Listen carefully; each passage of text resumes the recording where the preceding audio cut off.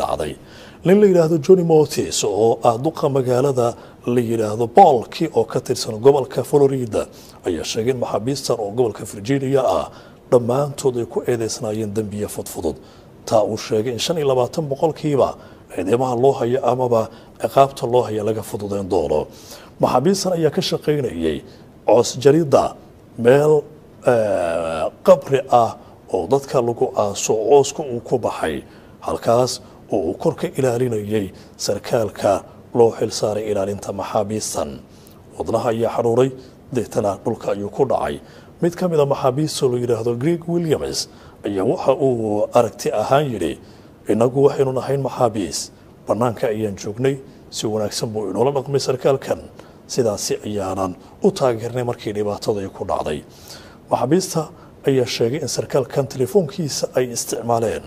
iyagoo ka furay jaakadii birta ahayd ee rasaasta la isaga dhigo iyagoo arkayana baastoolada ugu xirnayd dhanka midig ay u daayeen waxa ay waceen boliiska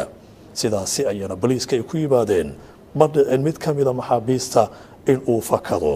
iyagoo weliba heli karayay fursadaasi laakiin waxay yidhaahdeen wuxuu ahaa nin wanaagsan habdhaqankiisana aad aan ula dhacanay mid ka mid ah maxaabiistu isna dalbaday inaan magaciisa la shaacin ayaa sheegay in qoyskii uu ka dhashay ninkan maalintii xigtay oo gargaarkay u sameeyeen sarkaalkii waardiyeynayay inay u yimaadeen oo weliba biitse iyo weliba raashin kaloo fudud loo keenay duqa magaalada arrintan ay ka dhacday waxa uu sheegay in habdhaqanka noocaas ee maxaabiista ay horseedi karto in laga yareeyo xabsiga wuxuuna aad u ammaanay maxaabiistan gurmadka u fidiyey ninkii madaxda uga ahaa xabsiga ay ku xirnaayeen waana ka duwan tahay arrin ka dhacday isla gobol dalka Mareykanka ah oo markii maxaabiis la doonay in laga wareejiyo xabsiga ay ku